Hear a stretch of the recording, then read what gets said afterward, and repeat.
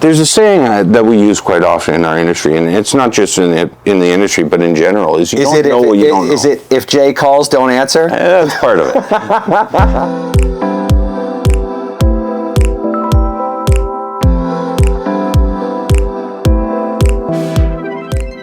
All right, Jamie, I want to talk about the real reason that my AC unit failed early that nobody told me about, because my wife and I are on the market for a new central air unit this summer. We thought we were doing everything properly.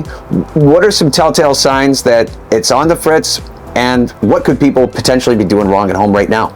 We've got a saying in the industry when it comes to air conditioners. There's three things that can go wrong with your air conditioning: airflow, airflow, and airflow. More than anything that's going to affect the operation and longevity of your equipment is how well the air is moving through the system. Most common issue we run across: filters not being changed. It is far more important during your air conditioning season that the furnace filter gets changed than it is during the furnace. We have to maintain a certain amount of air across the coil inside to remove the heat, to treat the refrigerant properly, to allow it to pull the humidity out of the air. If that's restricted, what ends up happening is it doesn't transition from a gas to a liquid back to a gas well, and it ends up causing issues at the outdoor unit. Now, Jamie, I know this is going to shock you, but I'm not that handy. Yep. How do I change the filter on my AC unit, or do I leave that to the pros? So the filter is something that any homeowner can do. The filter that's on the furnace is the same unit that's used in the air conditioner. In fact, we use the fan on the furnace for moving the air. So it's the same filter. In most cases, it's going to be on a rack to the right or left of the furnace. Slides out, new one slides in. Just make sure the arrow is pointing towards the unit. What about the advised maintenance stuff? A lot of people say, they're just trying to get money out of me. I'll put it off. I'll put it off. I'll put it off. Does that kind of aid the lifespan of one of these units? So it's going to. We do two things when we do a maintenance, especially on an air conditioner. One is we do a more thorough cleaning of the coil. You should always take a hose and kind of keep the exterior of the coil clean, but you always get some dirt that gets impacted inside the coils. So when we do a cleaning, we take the top off, we pull the motors out, we clean everything from the inside out. It helps to give you a cleaner coil, which is going to allow it to work better and more efficiently. The other thing we do is we start checking the electrical components. A capacitor starts to get out of whack, the motors, the compressor, they have to work harder, and when something works harder, it's like us, right? If we're going to walk down a straight road, that's nice and easy on us. We start pushing ourselves up a steep hill, we're not going to last as long, right? It's the same thing with the unit. If they have to work harder, they're going to shorten the life. So if you want a good product, it actually starts with good ownership. Absolutely. Annual maintenance is, every manufacturer tells you it needs to be done. It's a little harder in the home. People will go, hey, you know what, I had my last unit for 10 years, never had it looked at. That's fair. Problem is how much have you shortened the life of that air conditioner? You're not really going to know until it fails, right? It died in the 14th year. It might have lasted to the 25th. And yeah, you saved, $1,500 in air conditioning maintenances, but you're going to spend an extra $5,000, $6,000 replacing that unit early. Yeah, if you try to play cheap and save a few bucks, it always comes back to bite you in the end, and you're going to wind up paying. Absolutely. So get that peace of mind. Get it looked after, especially now, because this is the time of year you do not want that AC unit to fail. I've been preaching for about a month and a half now. Turn the AC on. Make sure it's working properly. Make sure it's running well. Bring us in if there's any issues or any concerns with it bringing the temperature down in the home. I can tell you the first night where it's over 20 degrees, that next morning, we will immediately get booked out 3 weeks on service. That happens with every company in the industry. We get uncomfortable at night, we can't sleep well, the air conditioner's not working, and they'll work fine when it's 15 degrees outside. They'll work fine when it's 22 throughout the day. But then as the demand increases, as it has to remove more heat from your home, it's just not going to keep up as well. So now's the perfect time. It's not that bad, but come the dog days of summer here in southwestern Ontario, when 31 feels like 81, yep, you could wind up in a different situation altogether. Absolutely, and that's where maintenance helps, is we get to come out and actually test the system under a different load. We're able to trigger it to run a little heavier and catch those issues before it's actually needed. So there you go. Get the quality, get the comfort without compromise. Call the pros at Donaldson Home Services. Right now, a lot of people are building homes. Yep.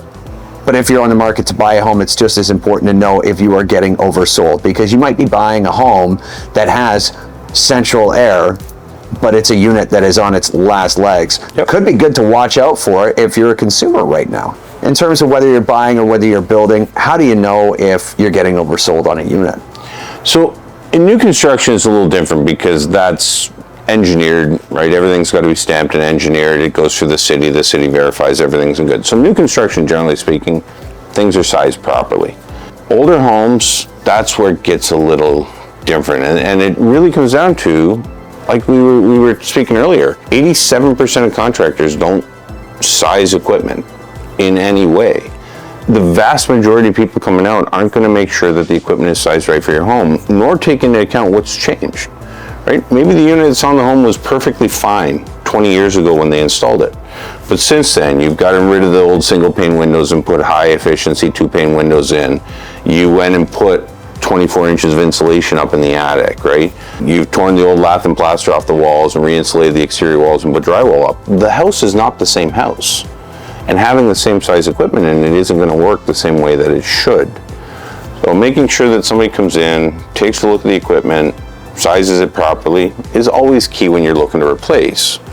Now in the state of where you're just looking to buy, right? You're considering picking up a home and you want to know if this is a good thing. There's two ways that you can really do it. I always recommend a home inspection. And this is getting away from stuff that we do, but a home inspector is going to come in. Home inspection, they aren't really specialized in any one thing, but they have general knowledge on everything. So a lot of them are able to take a look at a furnace, take a look at an air conditioner and say, hey, this is the age of the equipment. Average life of equipment, 14.7 years. That's both furnaces and air conditioners.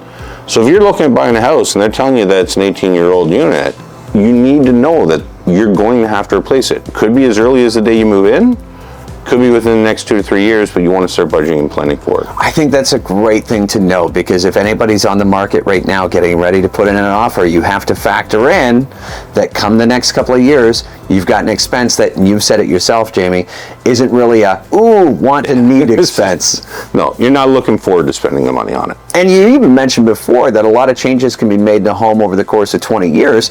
Conversely, somebody might have put in an addition on the home and still have the same unit in there. Yep. So while you walk through in April and, oh, this is nice, it's temperate, come the dog days of summer, it might not be as comfortable for you and for your family as you're accustomed to or you need. Yep. And we quite often get situations where people are selling the homes and they recognize the system's not working well, but they want us to come in and get it running for today.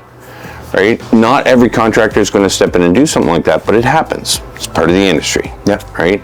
You really never know what you're going to get. You need somebody that has a general idea of what the equipment is, the age of the equipment. Like I said, home inspections are great. We also offer that we'll come out during a home visit.